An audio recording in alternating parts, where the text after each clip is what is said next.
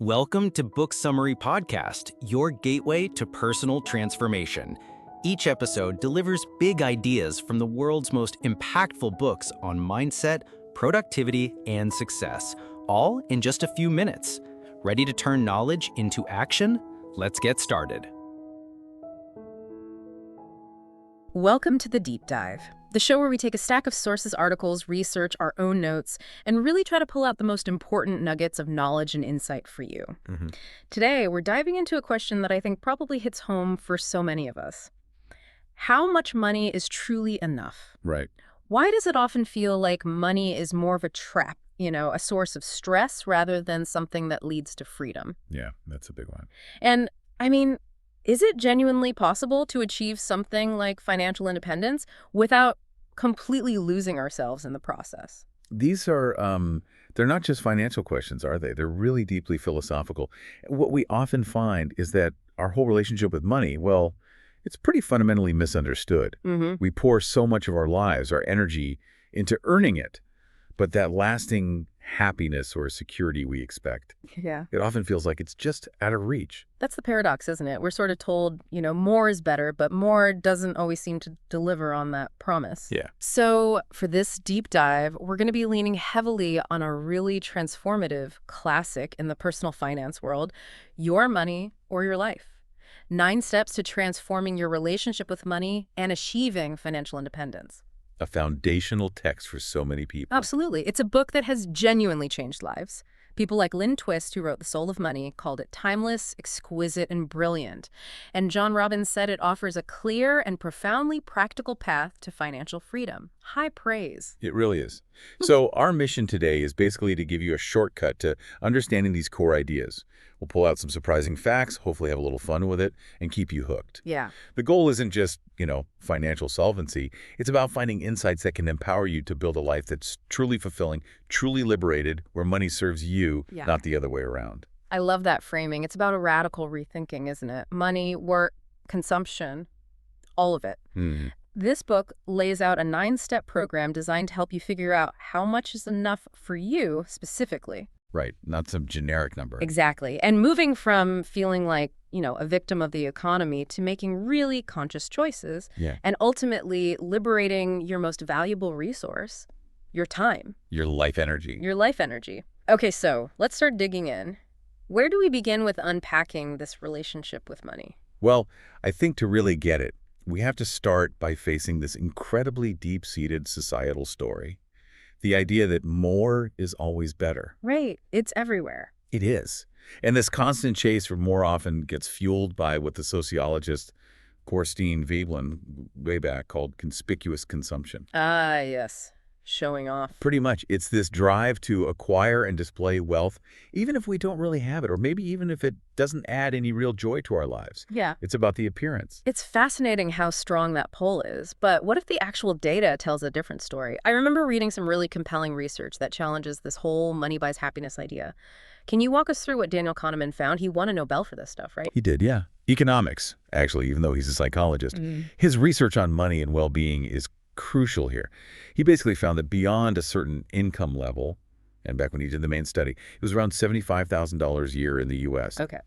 More money doesn't actually buy significantly more happiness or emotional well-being day to day. Sure, it can reduce stress about paying bills, definitely. Right, that makes sense. But it doesn't dramatically boost your daily joy or life satisfaction much beyond that specific point. That's so powerful and honestly kind of counterintuitive for a lot of us. So if more money doesn't really move the happiness needle much past that comfort level, why do you think people keep wanting, 50% more, even when the evidence suggests it won't make them that much happier? It's a really deep question, isn't it? And it points to how conditioned we are around money. The early seminars for Your Money or Your Life actually captured this perfectly. Oh, how so? They gathered data from everyone who attended, people from all sorts of income levels. And when they asked, how much more money would it take to make you happy? Almost everybody, low earners, high earners, didn't matter, said they needed 50% more than whatever they had right then. Wow. Consistently. Consistently. But here's the kicker. When those same people rated their current happiness on a simple 1 to 5 scale, There was basically no significant difference between the richest and the poorest in the room. No way. Yeah. The average score was always hovering around 2.6 to 2.8, not even a 3, which they labeled as just can't complain. That's incredible. It's almost funny that universal 50% more desire, but the actual happiness levels are flat. You can just imagine people looking around the room realizing the person earning way more isn't any happier. Exactly. It exposes what Stephen Colbert might jokingly call the truthiness of money buying happiness. It feels like it should be true. Right, it feels true. But the lived experience often tells a completely different story. And this illusion, this chase for more, just keeps us stuck on this treadmill, pursuing a feeling that money, beyond meeting our basic needs and comforts, simply can't deliver. Which brings us to another really critical piece of this puzzle. Our relationship with work itself. We talk about making a living, but the book puts it starkly. For many, it feels more like making a dying. Making a dying. Yeah, that phrase really lands, doesn't it? It forces you to think about the sheer volume of life energy we pour into our jobs. It does. The book paints such a vivid picture of the typical day for, say, an urban worker. Alarm clock at 6:45 a.m., rush through a shower, put on the work uniform, maybe grab some coffee and toast, then plunge into traffic or a crowded train. Right, then it's 8, 9, 10, sometimes more hours of demands, emails, pressure, maybe pretending to be busy, or just trying to survive meetings. Smiling through impossible deadlines. Exactly.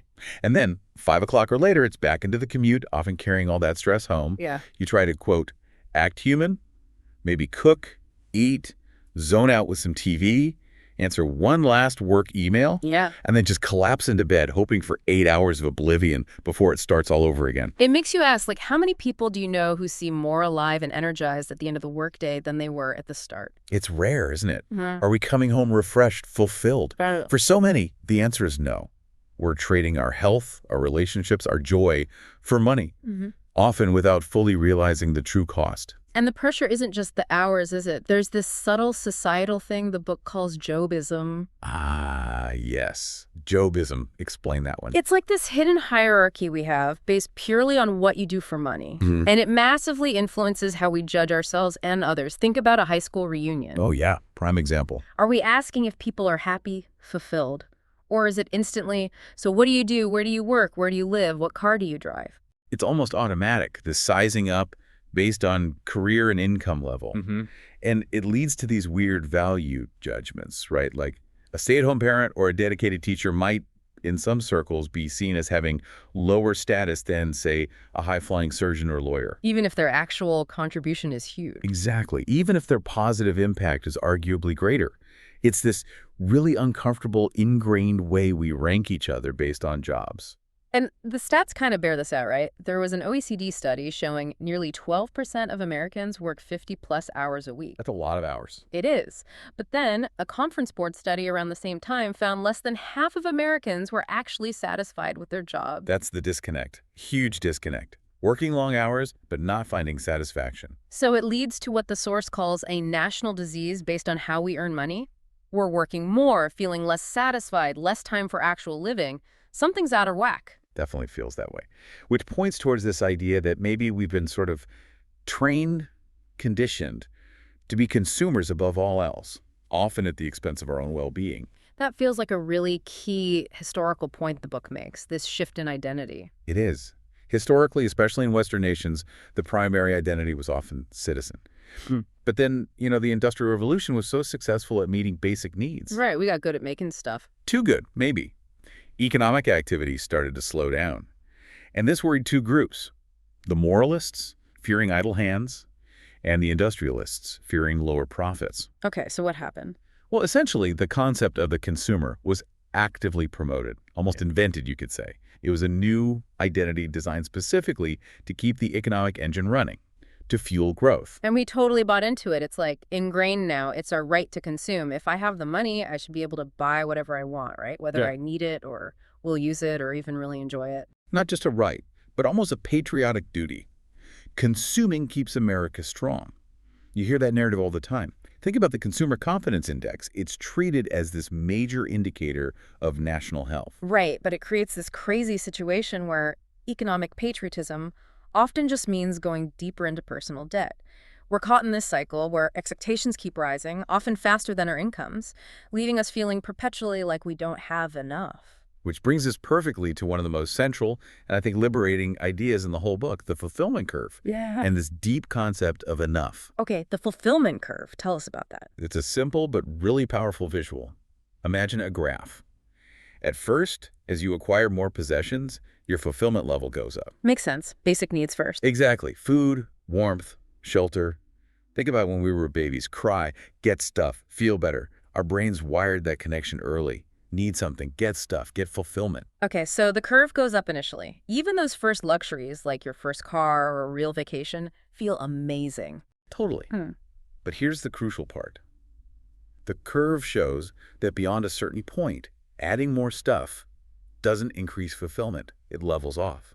And then, surprisingly, it actually starts to decline. Wait, decline. More stuff makes you less fulfilled. That's what the curve suggests. And that peak, right before it starts to decline, that's the sweet spot. That's enough. Okay, so define enough. It sounds like deprivation to some people. But it's not. The book is very clear on this. Enough means having your basic survival needs met, sure, but also enough comforts, enough niceties for genuine pleasure, maybe even a few small, carefully chosen luxuries. It's described as this place of fearlessness, trust, honesty. You appreciate what money brings, but you consciously stop buying things you don't truly need or authentically want. And anything beyond that peak on the downward slope? That's what the book brilliantly calls clutter. Clutter, okay. And it's not just physical stuff piling up in your house, although that's part of it. It's anything excessive for you, anything you own that doesn't truly serve you, but instead just takes up space, mental space, emotional space, physical space. So letting go of clutter isn't about losing something. No, it's about lightening up. It's opening up space for something new, something potentially more meaningful. That reframes downsizing or frugality completely. It's not lack, it's spaciousness. Exactly.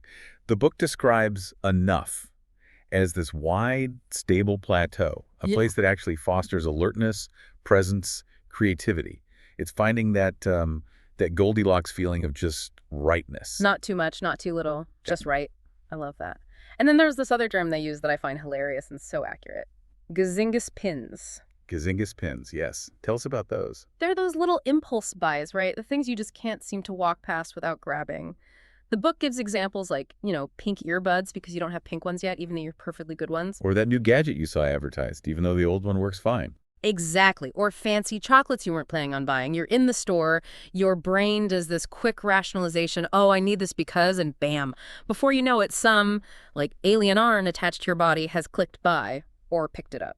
And where do those Gazingas pins usually end up? In the Gazingas pin drawer. Right. Joining a 5 or 10 others totally forgotten until the next shopping trip. Identifying your personal Gazingas pins is such a critical step. It's like being a detective of your own unconscious habits. Spending driven by habit or fleeting desire, not real need or lasting fulfillment. It really underscores that enough isn't some universal standard. It's deeply personal. You have to figure out what just right feels like for you. Absolutely. And all these pieces, the illusion of more, the exhaustion of making a dime, the consumer conditioning, the search for enough, they all converge on the absolute core revelation of this entire approach. It's the linchpin. Money is life energy. Money is life energy. Okay, that sounds profound. Unpack that for us. Well, it fundamentally challenges how we usually think about money. Right. Right. We typically see it as just a means of exchange or maybe a store of value. Yeah, that's Econ 101. Right. And Joe Dominguez, one of the original authors, used to really play with this in his seminars. Yeah. He'd hold a $100 bill and ask, what is this? He'd pull on it, twist it, maybe even joke about burning it. Exactly. To provoke a reaction. To show it's more than just paper or metal or plastic or digital bits. Someone, maybe an economics student, would eventually say, it's a means of exchange. Okay. And Joe would famously shoot back, great, so I can give you this $100 and buy your wife. Right. Whoa. Okay, point taken. His point was, money only works as a means of exchange when both parties agree on its value in that specific transaction. And fundamentally, it's fiat currency. It's not backed by gold anymore. Its value comes purely from collective agreement. Okay, so it's not inherently valuable. What about the store value idea, saving it for later? That's where the truthiness comes in again. It feels true, right? You save money today, spend it tomorrow. You turn natural value into economic value you can store. Seems logical. But Joe would then point to things like the Enron pensions that just vanished, or the huge losses in the 2008 recession, or the Madoff Ponzi scheme where billions in perceived value just evaporated. Right. It wasn't really stored there, was it? Exactly. His point was, store of value is truthy, but it's not the whole truth. The deeper reality is, money isn't the stuff itself. It's what the stuff means to you. And the one definition, the one truth that holds up no matter what the economy does, is this. Money is something you trade your life energy for. Ah, there it is again. Life energy, my time. Yes, that's the game changer. Your time, your finite hours on this earth, that's your real treasure. You literally sell hours of your precious, irreplaceable life for money. It doesn't matter if someone else makes $100 an hour and you make $20. Their money is irrelevant to your personal, finite store of life energy. The book puts it really starkly, doesn't it? Like, you might have 650,000 hours total, maybe half are gone to sleep or just bodily functions. Yeah. You are trading the remaining precious hours for dollars. When you truly internalize that money is life energy, it puts you in an incredibly powerful position. It's like, taking the red pill in the Matrix. You see the code. You see the code. You see the choices you're making. You feel their real cost in time. You see the consequences, and you learn directly from that raw reality. And then the book's big statement makes perfect sense. Winning isn't having the most toys. It's having precisely what you need and nothing in excess, and being able to stop playing the game at will. Wow. Okay, so if money is life energy, how do we start applying that truth practically? Step 2 in the program gets right into it, right? Calculating your real hourly wage. Exactly. And this is often way more eye-opening than people expect. How so? Most people know their hourly rate or salary. Well, they know their nominal rate. If you make $1,000 a week for 40 hours, you think $25 an hour. Simple. But that $25 an hour doesn't account for all the hidden costs associated with that job cost in both time and money that would vanish if you didn't have that specific job. Okay, hidden costs. Like what? This is where it gets really interesting. Yeah, it's stuff we often just accept as part of having a job. Let's break some down. Commuting. It's not just gas or the bus fare. Yeah. It's wear and tear on your car, extra insurance, parking, tolls, and maybe most importantly, the time spent commuting. That's life energy you're not getting paid for. Totally. An hour each way is 10 extra hours a week right there. Exactly. Then there's costuming, the specific clothes, shoes, makeup, briefcase you buy only for work. Not your personal style, but the uniform. Meals, coffee breaks, lunches out because it's convenient, maybe entertaining for work. Even grabbing takeout because you're too wiped out to cook after work. That's up fast. The too tired to cook tax. Totally. Then daily decompression. The time you need just to unwind from job stress, ranting to your partner, vegging out with a drink, needing extra sleep. That's recovery time, life energy spent just getting back to baseline. Wow, I never thought of decompression time as a cost. The book argues it is. And vacations. If your holidays are mostly about recovering from burnout, just time out in a corner, rather than genuinely enriching experiences you chose freely, they can be seen partly as a job cost. Oof, that hits home. Job-related illness. This is a tough one. Stress-induced problems, back pain from sitting, maybe a portion of your general medical costs because your job wears you down. Right. And finally, paying the help. Housekeepers, gardeners, childcare, maybe even meal kit services. Because your job takes so much time and energy, you literally can't manage basic life tasks yourself. So you add up all the extra time spent around the job and all the extra money spent because of the job. Right. And then you recalculate your wage. That example in the book, figure 2.2, is stark. The person making a nominal $25 an hour, after factoring in maybe 30 extra hours a week of job-related time and $300 in weekly expenses, their real hourly wage plummets to just $10 an hour. $10 before taxes. Before taxes. It can be shocking. But the key point, and this is crucial, is that this isn't about making you feel guilty or depressed. Okay. It's purely an information gathering process. It's about making the unconscious conscious, revealing the true life energy cost of your employment. And knowing that number can be really empowering, right? Like the story of Mark H. Yeah, Mark H. is a great example. Once he calculated his real hourly wage, he started making changes. Brought his own lunch, took public transit instead of using that commute time to read or relax instead of fighting traffic, reevaluated his costuming needs. And the result? He effectively doubled his net earnings per hour just by cutting those hidden costs. And he started using his real hourly wage as the main factor when deciding whether to take a job or not. That flips the script entirely. It makes you ask yourself, if my real wage is only $10 an hour, would I actually take this job? Am I willing to sell my life energy that cheaply? Precisely. It's a profound reframing. And this leads directly into the other really critical part of step 2, tracking every single cent you spend. Okay, every cent. That sounds intense, maybe even a bit obsessive for some people. It can sound that way initially. But again, the book stresses the purpose. It's not about being stingy or creating a restrictive budget you'll hate. So what is it about? It's about developing deep consciousness, understanding where your money actually goes versus where you think it goes. The book calls it a kind of spiritual discipline. It's about being fully present, being here now with your money, cultivating an inner witness to your financial life. Like mindful eating, maybe? Not a diet, but really paying attention to what you consume, why, and when you're truly satisfied. That's a perfect analogy. You learn to recognize what financial hunger feels like and what financial fullness feels like. And to help build that awareness muscle, they suggest trying an experiment. Go plastic-free for a month. Just use cash. Just cash. Withdraw what you think you'll need, and when it's gone, it's gone. Or at least you feel every single dollar leaving your hand. Many people find it incredibly eye-opening and motivating for saving. I can see how that would make spending much more tangible. And interestingly, the book notes this commitment to financial integrity, moving from, being a bit lax to being accurate, precise, impeccable with your tracking, can spill over positively into other areas of life. Oh, yeah. Like what? People reported things like losing weight, keeping their homes tidier, even improving relationships. It seems that practicing integrity in one area strengthens it everywhere. Wow. Integrity is integrity. Seems so. And the mantra throughout this whole tracking process is no judgment, lot of discernment. Okay, explain that distinction. You're not labeling spending as good or bad. Yeah. You're simply discerning. Does this expense align with my values? Does it meet a real need? Or is it just a habit, an impulse, something unnecessary? Got it. It's observation, not self-criticism. Exactly. And the story of Don S. illustrates the benefit beautifully. Through tracking, he realized how much he was spending on restaurant lunches. Yeah. He wasn't judging himself, just noticing the pattern. He consciously decided to switch to bringing food from home. Saved hundreds of dollars a month. And those savings weren't just hoarded. They funded a fantastic 3-week trip to Europe. So he wasn't depriving himself. He was saving for something he valued more. Saving for joy. Precisely. Saving for joy, not out of fear or obligation. Okay, so once you've got this incredibly detailed picture from tracking every cent, what's next? How do you make sense of all that data? That brings us to step 3, the monthly tabulation.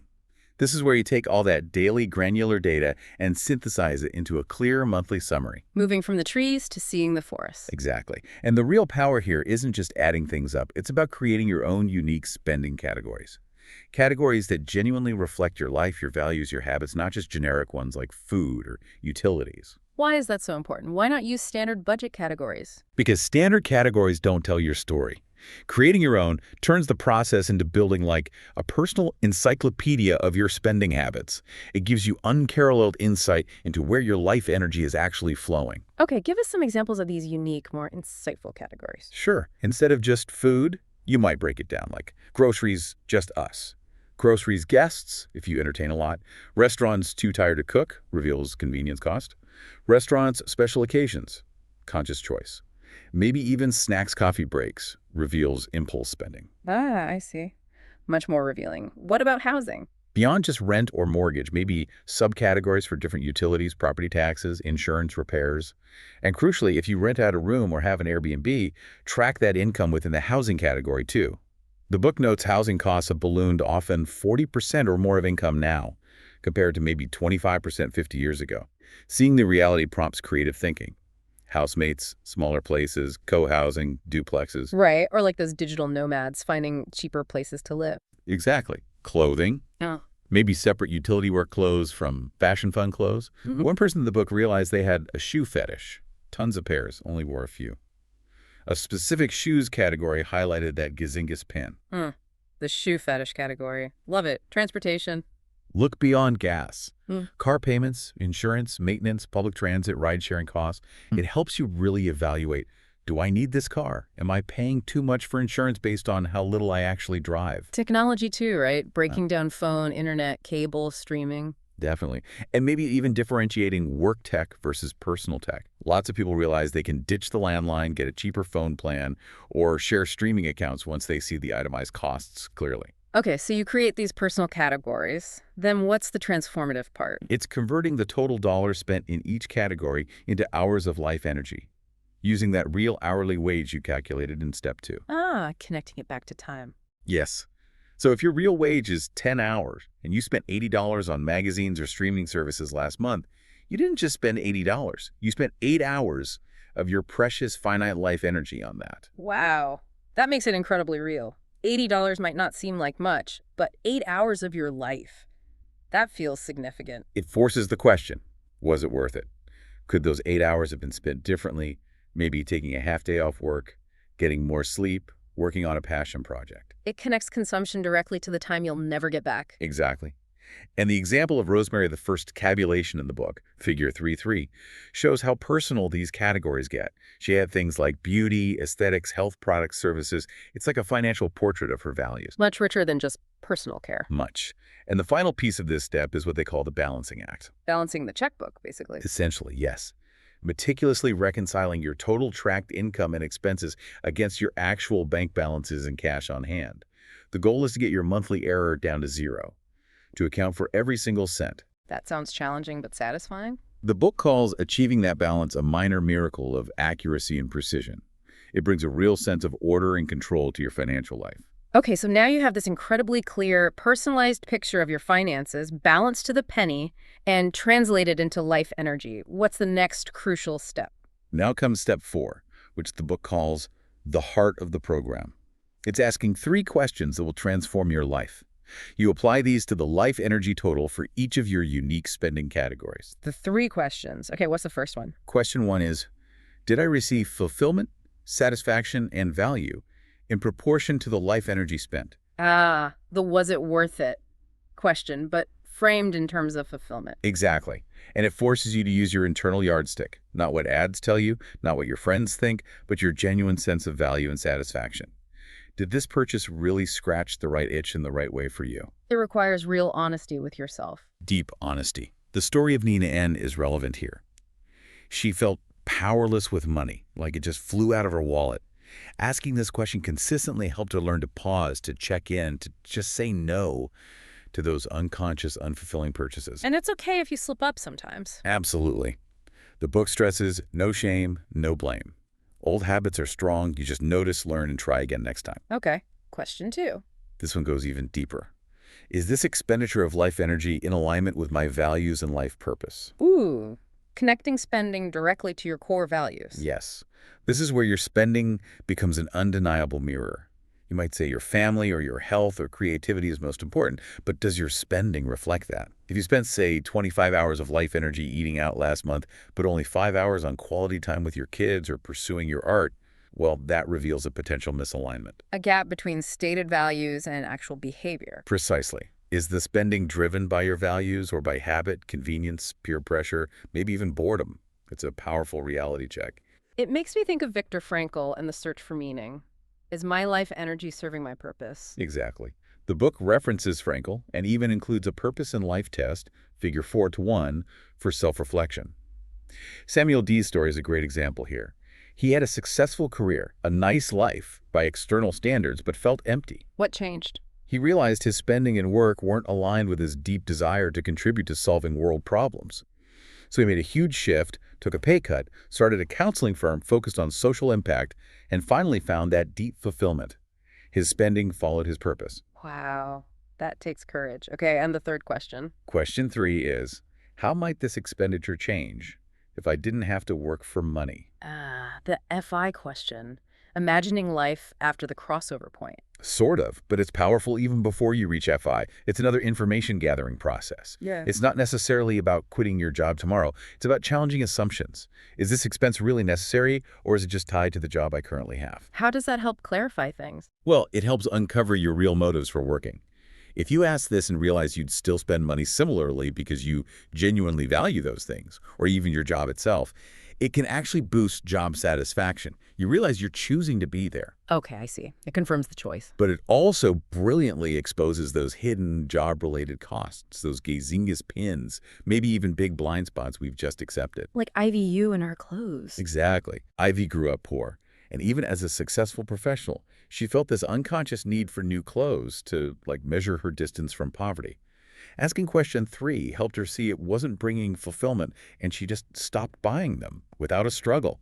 The need evaporated when she saw it clearly. And Hal N., the financial planner, he had mega Dominguez pins. Yeah, Hal's story is amazing. He realized he was spending a fortune, $2,900 a month, on a fancy office he barely used, moved it home, cut the cost dramatically. His other blind spot was what he called guilt money. He felt obligated to give his adult kids. He stopped that too, faced the discomfort, and found they all adapted. Those 2 changes halved his monthly expenses, and he reported being much, much happier. Incredible. So the goal with these 3 questions is what? To go through all your unique spending categories and keep asking, keep adjusting until every single one gets a 0 or plus, meaning it's either perfectly aligned and fulfilling, a 0 just right, or actively supporting your values and purpose, A+.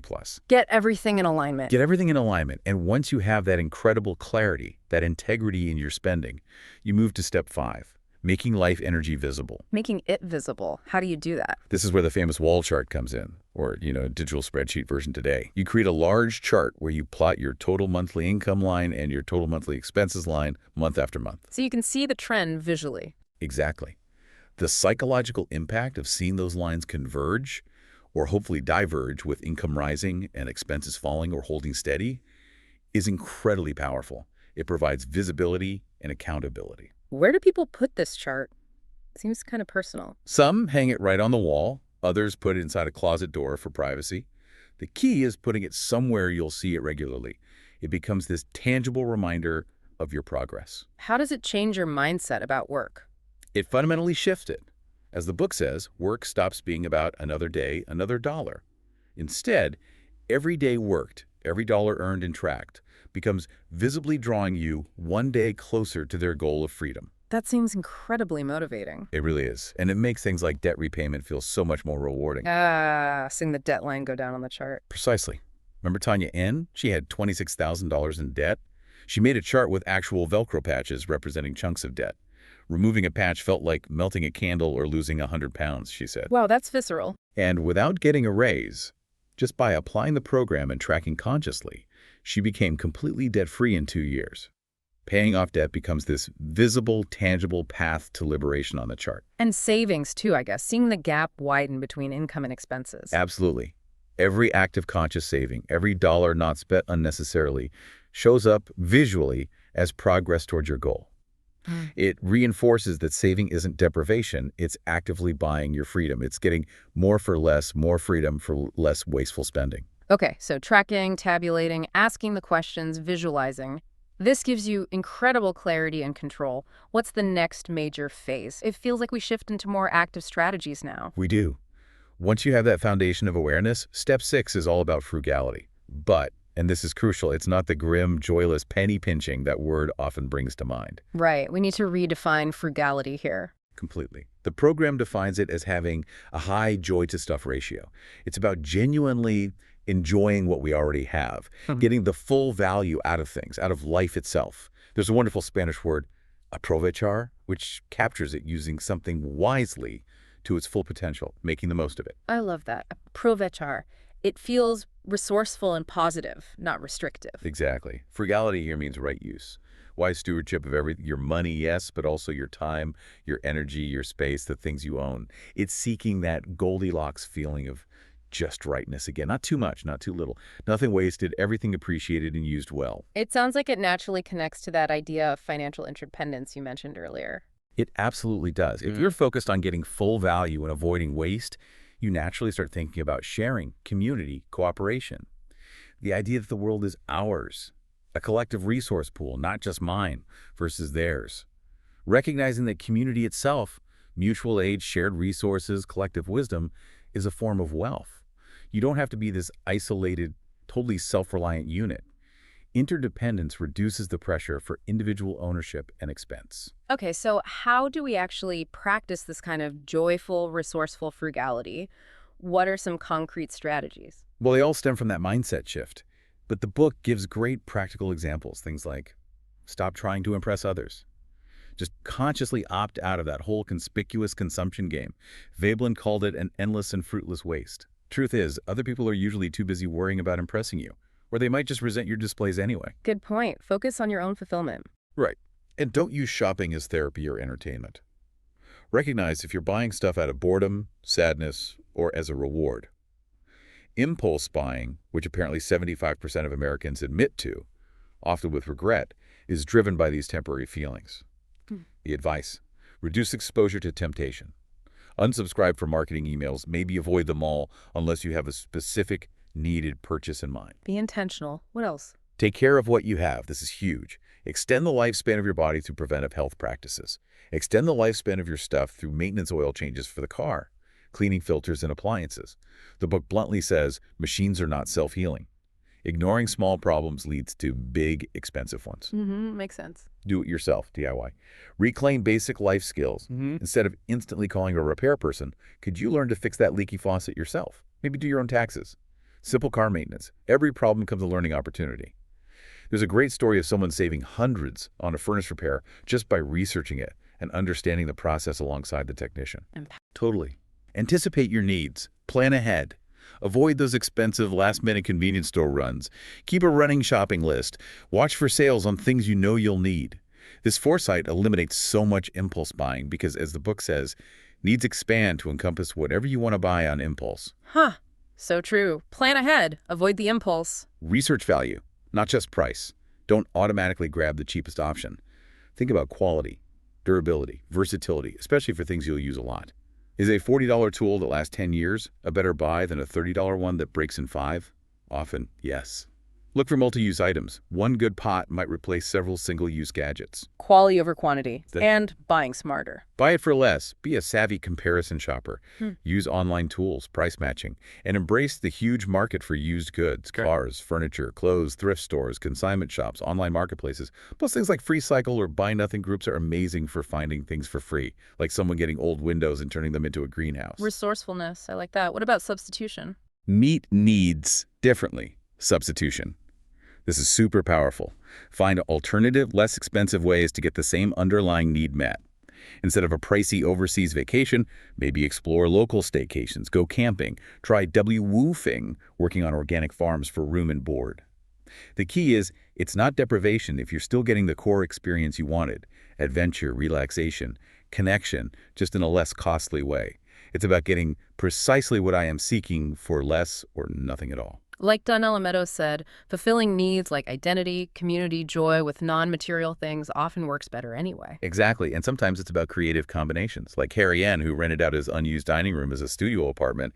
The income covered the cost of a cleaner and gardener he used to pay for. Solved multiple problems at once. That's brilliant. Using an asset, reducing expense, generating income. And a huge barrier to all this creative frugality: debt. Yes. Debt makes it hard to be frugal, doesn't it? It makes it almost impossible sometimes. Easy credit, credit cards, payday loans, student debt, car loans. It keeps us chained to jobs we might dislike. We end up making a dying just to pay for things we bought months or years ago.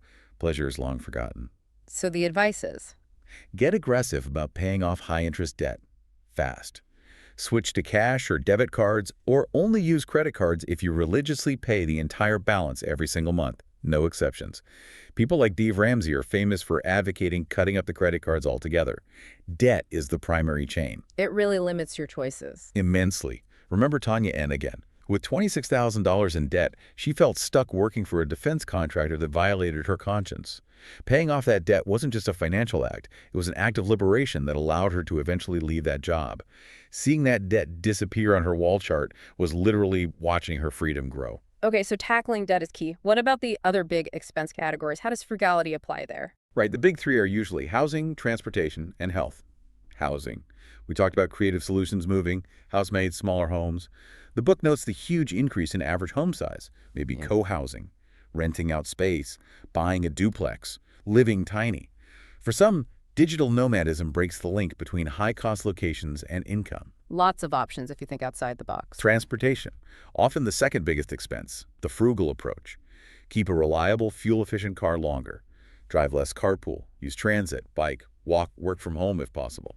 In cities, explore car sharing or bike sharing. Rosemary Liusa's story of selling her car is powerful. She saved money and increased her joy by relying on co-ops, rentals, and friends. Interesting how selling the car made her more connected. Health. Here, prevention is the ultimate frugality. Good diet, exercise, sleep, stress management, that's your best basic health insurance. Use preventive care checkups. Look into health fairs, dental schools for lower-cost options. And the book Simple Living Investments for Old Age makes a profound point. True wealth in later life depends more on health, friends, community, and simplicity than just a big bank account. So invest in your well-being and relationships. Absolutely. And that connects to sharing and bartering. Get involved in your community. Time banks are great. Trade your skills for others. Glean fruit from neighbors' trees with permission. Share tools. It builds connection and reduces cash needed. What about tech and entertainment? Those costs creep up. Staying connected, informed, entertained. Definitely rein in tech costs. No contract phone plans, used phones, ditching landlines, using free Wi-Fi, evaluating streaming subscriptions critically. And kids! They can be expensive. Children's expenses. Lots of frugal hacks here. Clothing swaps, hand-me-downs, babysitting co-ops. For college, explore APCLEP credits, community college first, in-state tuition. The L family's approach was interesting. Cover in-state tuition, kids earn the difference for pricier options. And remember, sometimes lower family income from living frugally qualifies you for more financial aid, making expensive schools potentially cheaper. That's counterintuitive but important. And underlying all this practical frugality is the environmental connection.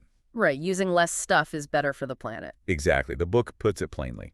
Anything you buy and don't use, anything you throw away, anything you consume and don't enjoy is money down the drain, wasting your life energy and wasting the finite resources of the planet. So frugality isn't just user-friendly, it's earth-friendly.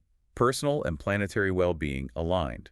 Okay, this reframing of frugality is incredibly powerful. It's not about deprivation, it's about resourcefulness, joy, and alignment. So once you're consciously managing your spending this way, the focus naturally shifts back to the other side of the equation, income. Step 7, right? Valuing your life energy in terms of work and income. Precisely. And this step, again, challenges our fundamental definition of work.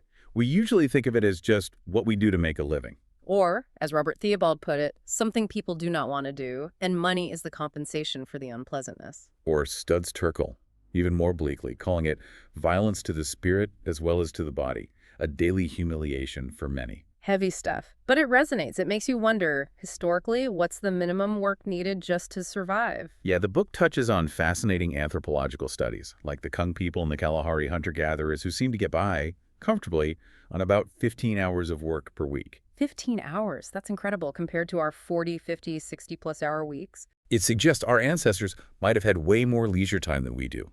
So what changed? The Industrial Revolution really compartmentalized life work over here, non-work over there. And work started consuming more and more of our time and identity. And after the Depression, this push for full employment took hold. Right. Benjamin Klein Honeycutt wrote about how free time almost became equated with unemployment, something undesirable. Leisure itself became another thing to buy and consume, rather than truly free time for creativity or rest or connection. And now, with phones and laptops, work bleeds everywhere. This endless hustle culture, especially for younger generations, the yo-yo class, you're on your own. Yeah, juggling side gigs just to make ends meet or pay off debt. The old stable career path is gone for many. It takes real clarity to navigate this. And the workplace itself often feels precarious. Underemployment, overwork, ethical dilemmas, pensions disappearing. The stats confirm that less than half of Americans satisfied with their jobs. It's a tough landscape. So, if the traditional model of work isn't delivering fulfillment or security for many, what's the alternative? The book proposes something radical, breaking the link between work and wages. This is such a powerful conceptual shift. Severing that automatic connection allows you to redefine work on your own terms. Work becomes simply whatever we do in alignment with our purpose in life. It allows you to integrate all the parts of your life, earning, family, passions, into a cohesive whole. Okay, what are the practical implications of separating work from wages? Several huge ones. Increased choices. Donna O, the doctor, is a prime example. Her high-paying corporate job was literally making her sick. She'd save money almost accidentally. Breaking the work-wage link mentally allowed her to redesign her practice around prevention, aligning with her values, even if it meant potentially earning less. She chose health and purpose over just maximizing income. She redefined success for herself. Clarity on value. It frees you from the pressure of needing to get paid for your deepest passion right now. You can consciously earn money over here to cover your needs, while simultaneously pursuing your true calling over there without compromising either. Paid work becomes a way to fund your real vocation. That takes the pressure off finding the one perfect dream job that pays well immediately. Becoming life designers. Since industrialization, we often sell just a tiny slice of ourselves to the job market. Disconnecting work from wages lets you value all your contributions, your handyman skills, your writing, your community involvement, your self-development work. Just because you're not on the job doesn't mean you're out of work in the broader sense of contributing value. Right. Valuing unpaid work equally. Reuniting work and play. Society often separates them. Work is serious, play is frivolous. But for some, their paid work feels like play. Separating work from wages encourages bringing conscious intention and focus to both earning money and engaging in fulfilling leisure or passion projects, rather than just using free time to recover from work. So this redefinition isn't just philosophical. It impacts how you approach earning money, too. Absolutely. Step 7 includes maximizing income, but with a specific twist. It's about earning the highest pay consistent with your health and integrity for a limited period of time, specifically to reach financial independence faster. Strategic acceleration, not endless accumulation. Exactly. It's purposeful earning for a defined goal. Ted Y, the carpenter, embodies this. He wanted more writing time, so he started bidding his jobs higher, thinking he'd get less work. Surprise. His great reputation meant he got more work at the higher rate. Yeah. His income went up, and he had more control over his schedule for writing. Yeah. Valuing his time led to more money and more freedom. That's fantastic. And Nina N's story, the hotel maid who became an executive director. Her journey is incredible. Starting from tracking tiny expenses, she gained confidence, took steps to increase her skills and earning potential, and her income literally went off the chart, shown in the book, Figure 7 to 1. It shows how valuing your life energy can unlock earning potential you never thought possible. Wow. Okay, so all these steps, understanding money as life energy, tracking, aligning spending with values, visualizing, practicing frugality, redefining work, maximizing income strategically, they all build towards the ultimate goal, right? The crossover point, step 8. Yes, the crossover point. This is where it all comes together, where financial freedom shifts from abstract idea to tangible reality. So define capital in this context first. Capital is simply that growing pile of savings, the widening gap between your rising income line and your falling or stable expense line on your wall chart. Yeah. You stop seeing savings as just money set aside and start seeing it as an asset, something that can work for you and generate its own income. Okay. And how do you know how much income it could generate? There's a simple formula to estimate your potential monthly investment income. Take your total capital, your investments, multiply it by a reasonable estimate of the current long-term interest rate you expect to earn, like from bonds or index funds, and then divide by 12 months. So capital X interest rate, 12 Right. potential monthly investment income. Exactly. It gives you a target to shoot for. And the crossover point is that magic moment when that calculated monthly investment income becomes greater than your actual monthly expenses. The point where your money starts making enough money to cover your life? Precisely. At that moment, paid employment becomes truly mathematically optional. That is financial independence as defined by the program. That must be an incredible feeling. Larry D., the HR guy in the book, described it vividly. Once he calculated he'd hit his crossover point, he felt bulletproof at work. He suddenly had this phenomenal energy and incredible confidence. He could negotiate fearlessly because he knew deep down he didn't need the job anymore. Interestingly, his expenses after FI were even lower than planned. The frugal habits stuck. That confidence is the real payoff, isn't it? And the modern FIRE movement, financial independence, retire early, seems to draw heavily on this crossover point concept. Absolutely. FIRE is largely built on these principles, though it's worth noting retire early doesn't always mean stopping work forever. Right, it can mean different things. It could be sequential sabbaticals, work intensely, save, invest, then take years off for travel or family, maybe cycle back to work later. Or it could be reaching a baseline FI number that covers essentials, then pursuing passion projects or side hustles for fulfillment and extra income without the pressure of needing a traditional job. like Sam, the garbage collector who reached FI to pursue his dream of sustainable farming. Freedom of choice. That's the core. Exactly. And beyond just hitting the crossover point number, the book suggests true financial security rests on 3 pillars. Okay, what are the 3 pillars? 1. Capital. That's your main investment portfolio, the engine generating income for FI. 2. Cushion. This is your emergency fund, 3 to 6 months of essential living expenses kept totally safe and liquid like in a savings account. For those unexpected curveballs life throws. 3. Cash. Pronounced cash. This is extra savings beyond your capital and cushion. It's like a buffer, a reserve. It provides psychological comfort for those what-if scenarios. What if I live longer than expected? What if there's a huge unexpected expense down the road? Rosemary the Sage specifically built a cache to quiet those fears. Capital, cushion, cash, a 3-layered safety net. Makes sense. Provides real peace of mind. So you've built your capital, got your cushion and cash growing. The final step, step 9, must be about managing that capital, right? Investing for FI. Yes. But again, the philosophy is different from traditional investing advice sometimes. The goal here isn't necessarily to make a killing or beat the market. What is the goal then? It's simply to assure enough income to sustain your life reliably and consistently. It's about preserving your capital and generating a predictable income stream. So you need to understand the basics of how investments generate income interest from bonds or CDs, dividends from stocks, rent from real estate, maybe royalties. And what about risk? Conventional wisdom says young people should take more risk. Right, but FIREs, even young ones, often tend to be more conservative than traditional investors. Why? Because they're planning to live off these investments, potentially for decades, without earning new income from a job. They need higher confidence that the income stream will be stable even through market crashes. They don't have 30 more working years to recover from a big loss. That makes sense. Preservation becomes more important earlier. What about aligning investments with values, SRI? Socially responsible investing, SRI, is huge now and aligns perfectly with the FI philosophy of conscious choice. It started back in the Vietnam War era, people not wanting to fund the war machine. Now it's massive, a multi-trillion-dollar industry. It involves avoiding companies with negative impacts, environmental damage, unfair labor practices, actively seeking out companies doing good, using shareholder power for change, and investing directly in communities. Does it mean sacrificing returns? That's the old argument. The data largely says no. Since the 90s, SRI funds have generally performed on par with, or sometimes even better than, traditional funds.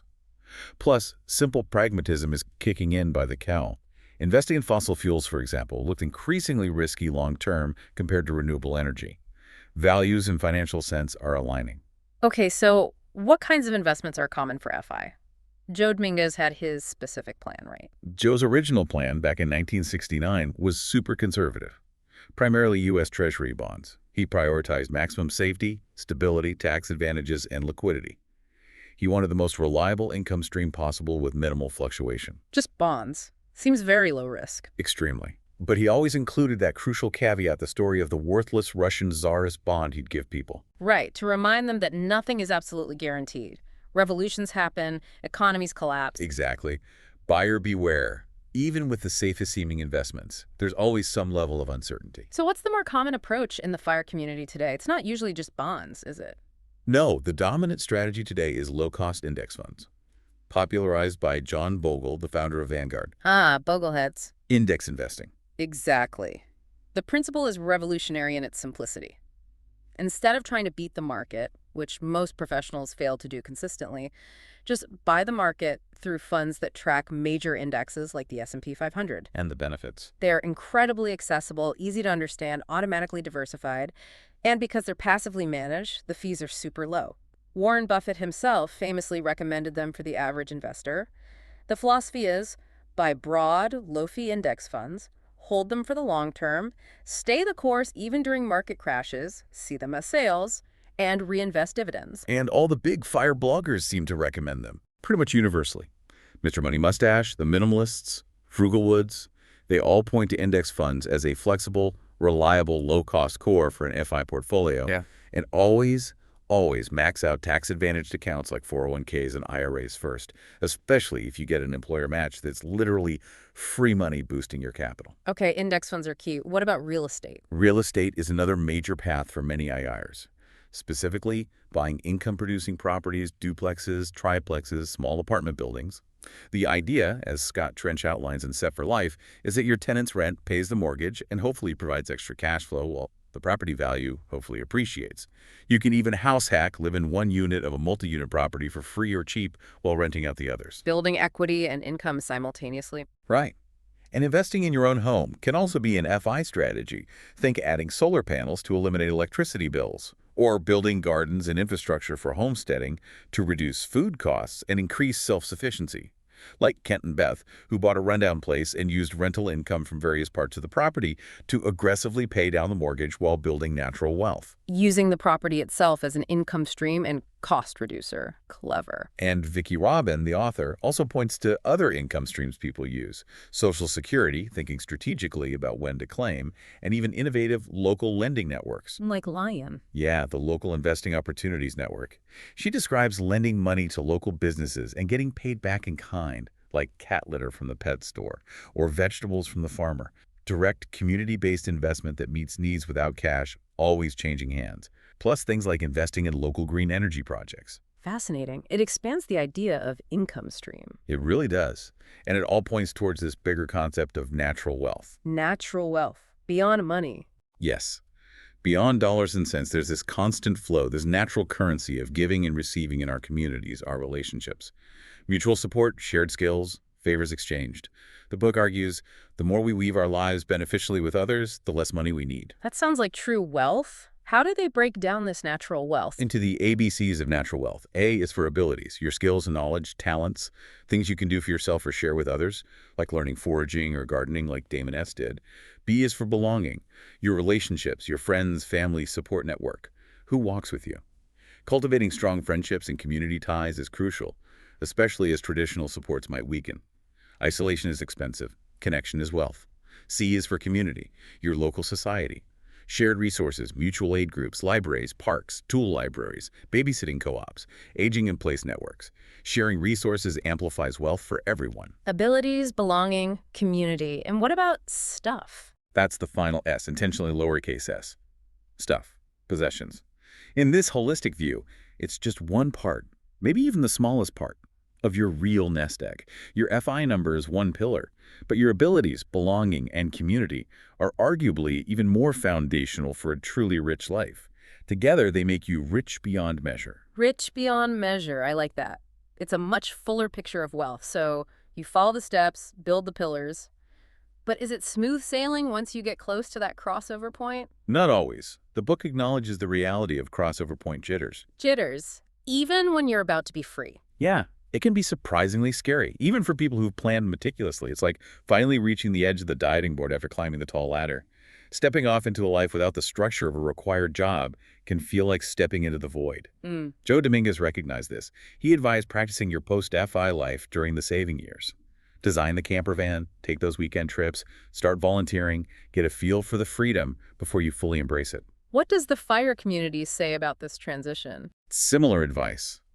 Expect some initial weirdness, maybe feeling jumpy, maybe even bored at first, but trust that you'll find a new rhythm, one driven by your own internal compass, your passions, your purpose.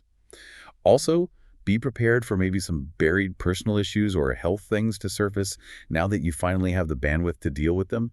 They've been waiting. So it's a transition, not just an endpoint, a new beginning. A profound new beginning. It's a whole journey of liberation. Wow. Okay, let's try to wrap this up. We've covered an incredible amount today.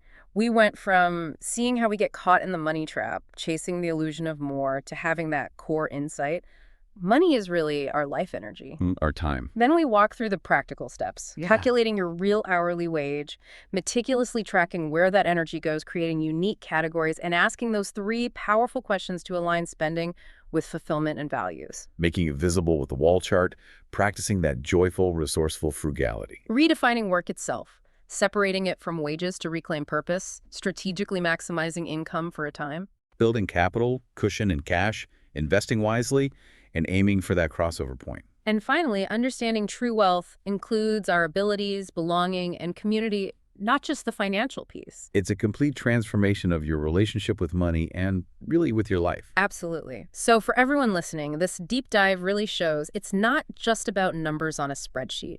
It's about reclaiming your most precious resource, your time. It's about living intentionally, aligned with what truly matters to you. It's about shifting from being just a wage earner to being the designer of your own life. A life designer. That captures it perfectly. So here's a final thought to leave you with. If you truly took the time to define what enough means for your unique life, and you started consciously cultivating all those layers of natural wealth, your skills, your relationships, your community, what's the most audacious, most meaningful dream you would finally allow yourself to pursue, knowing that your financial freedom, your reclaimed life energy, has made it possible? Something to ponder on your own deep dive. Thanks for tuning in to the Book Summary Podcast. If you found value in today's episode, hit that like button, subscribe for more summaries, and share it with someone who's ready to grow. Want deeper insights, exclusive book notes, and reading tips? Join our free newsletter. The link's in the description. And don't forget, if you'd like to read the full book, our affiliate link is right below. It helps support the channel and keeps the summaries coming. Until next time, keep reading, keep growing.